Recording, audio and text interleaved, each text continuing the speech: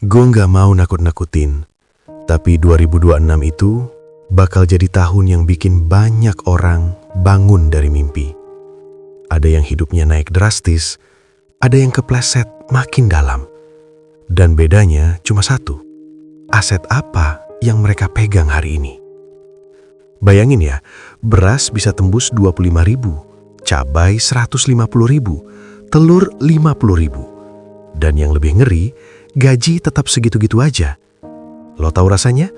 Kayak kejar setoran tapi jalannya makin nanjak. Kita ini hidup di zaman aneh. Deposito kalah sama inflasi. Saham turun tapi nggak murah. Properti makin nggak masuk akal. Pola lama udah nggak bisa dipakai. Lo butuh cara baru buat survive. Tapi anehnya, di tengah harga yang makin gila, ada satu kelompok kecil yang hidupnya malah naik. Rumah nambah, penghasilan makin stabil, aset makin gede. Padahal mereka bukan crazy rich.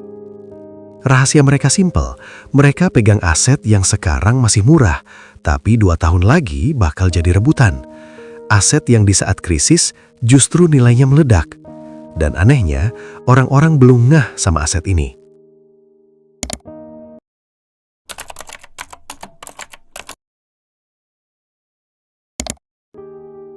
Lo sadar nggak? Tanah pertanian di Indonesia tuh hilang 50.000 sampai 100.000 hektar tiap tahun. Bukan turun pelan, tapi kayak pasir yang bocor dari tangan. Sementara orang yang butuh makan semakin banyak. Dan kalau suplai makin tipis, ya lo tahu sendiri apa yang bakal terjadi sama harganya. Yang lebih bikin merinding, negara-negara kaya udah mulai belanja farmland dari dulu. China, Saudi Arabia, Jepang, Korea, bahkan negara-negara Eropa. Mereka tahu siapa yang punya pangan, dia yang survive kalau krisis 2026 beneran meledak. Ini alasan kenapa farmland itu bukan cuma punya tanah. Ini mesin cuan. Capital gain-nya bisa naik 10-15% per tahun, bahkan 20-30% kalau dekat akses bagus. Dan cash flow-nya, 1 hektar bisa ngasih 10-12 ton gabah setahun. Omsetnya 60-72 juta sebelum biaya. Keuntungan bersihnya bisa 30-36 juta setahun dari 1 hektar doang. Kalau lo pikir ini cuma teori, itu salah. Harga tanah produktif di Jawa, Sumatera, Bali, NTB itu naik konsisten tiap tahun. Dan yang punya lahan, mereka punya 2 hal sekaligus. Aset yang nilainya naik, plus mesin makan yang orang bakal butuh sepanjang hidup. Masalahnya, banyak orang beli tanah tapi salah pilih. Beli yang nggak produktif, air nggak ada, banjir kalau hujan, jauh dari akses jalan, bahkan legalitasnya berantakan. Akhirnya bukan aset tapi jadi beban. Checklistnya simple tapi krusial. Tanahnya produktif, akses air bagus, nggak banjir, dekat jalan, legalitas aman, dan yang paling penting, tanah itu harus diproduktifkan. Jangan dibiarin tidur. Farmland itu hidup kalau dikerjain. Dan lo tahu yang lebih gila? Tanah produktif ini cuma salah satu dari aset murah yang bakal meledak di 2026. Masih ada aset lain yang orang-orang belum lirik, tapi potensinya bisa lebih besar lagi.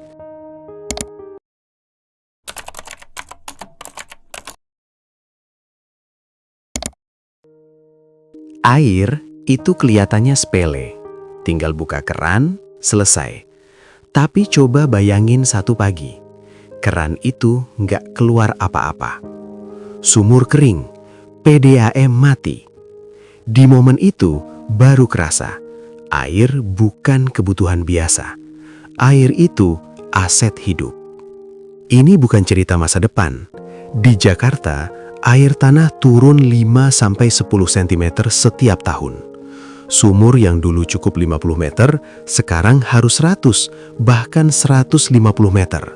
Dan makin dalam, makin mahal. Di banyak negara maju, kekeringan sudah jadi masalah serius. Sungai mengering, danau surut, bahkan di beberapa wilayah, konflik antar daerah muncul cuma karena satu hal, air. Siapa yang kuasai air, dia kuasai kehidupan. Makanya, tanah yang punya air itu beda level. Dekat sungai, punya mata air atau sumur yang stabil, nilainya bisa melonjak jauh lebih cepat. Bahkan di beberapa negara, hak atas air dijual terpisah dari tanahnya. Namanya water rights. Tanah biasa tanpa air itu lemah, tapi tanah biasa yang punya air bisa jadi super produktif. Air itu pengganda nilai, bukan cuma buat hari ini, tapi buat puluhan tahun ke depan. Strateginya jelas, kalau punya tanah, pastikan akses airnya bagus, investasi sumur dalam atau penampungan air hujan. Dan kalau nggak punya tanah, air tetap bisa jadi peluang bisnis. Dan ini belum puncaknya. Setelah air, ada aset lain yang kelihatannya biasa, tapi justru jadi penyelamat saat krisis pangan makin brutal. Dan aset ini bisa dimulai bahkan dari lahan kecil.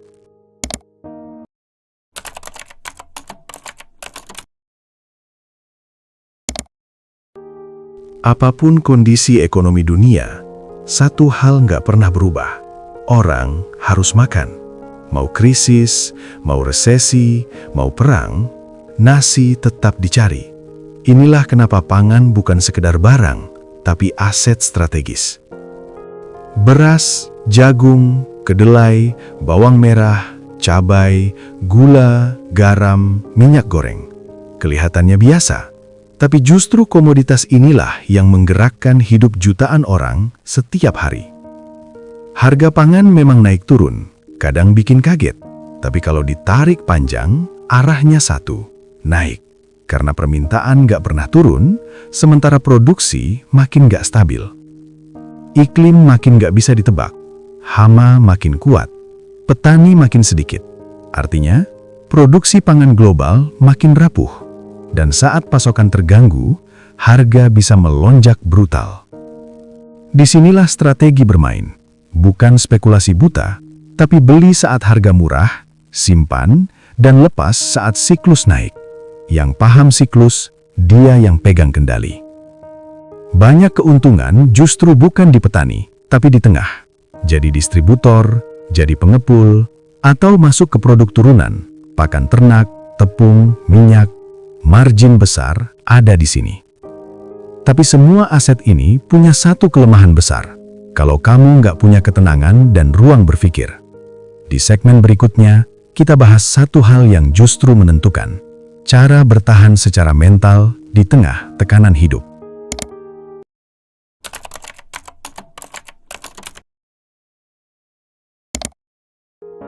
Tanpa banyak disadari, dunia sedang mengganti mesinnya.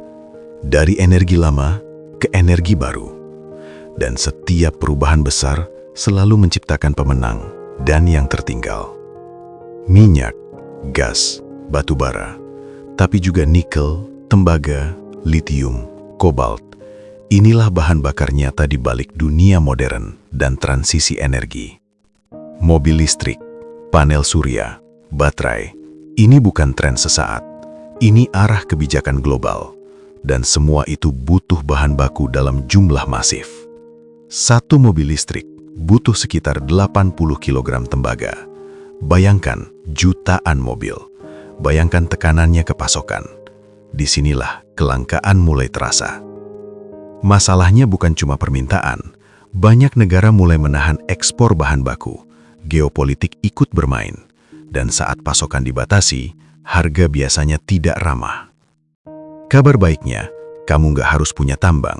Bisa lewat saham perusahaan komoditas, produk turunan seperti baterai, atau logam mulia industri, perak, platinum, palladium. Energi menentukan arah dunia, tapi yang menentukan arah hidupmu bukan cuma aset, melainkan bagaimana kamu menata ulang prioritas. Dan itu yang akan kita bahas selanjutnya.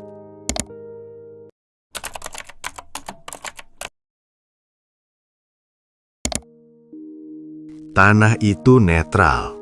Yang menentukan hasilnya bukan luasnya, tapi apa yang kamu tanam di atasnya. Jahe merah diburu industri dan ekspor. Cabai, saat harga naik, margin keuntungannya bisa bikin banyak orang kaget. Porang diminati Jepang dan China. Pisang Cavendish stabil sebagai komoditas ekspor. Bahkan lahan yang biasa bisa jadi luar biasa. Kelapa sering dianggap biasa, Padahal industri santan, minyak, hingga turunannya terus membutuhkan suplai besar. Intinya bukan cuma tanam, produktifkan lahan kosong, kerjasama dengan petani, atau masuk ke kebun yang sudah berjalan. Jangan ikut tren buta, pilih tanaman dengan demand stabil, pasar jelas, dan sistem distribusi yang kamu pahami. Di tengah dunia yang makin mahal dan tidak pasti, aset paling kuat seringkali justru tumbuh perlahan, diam-diam, tapi pasti.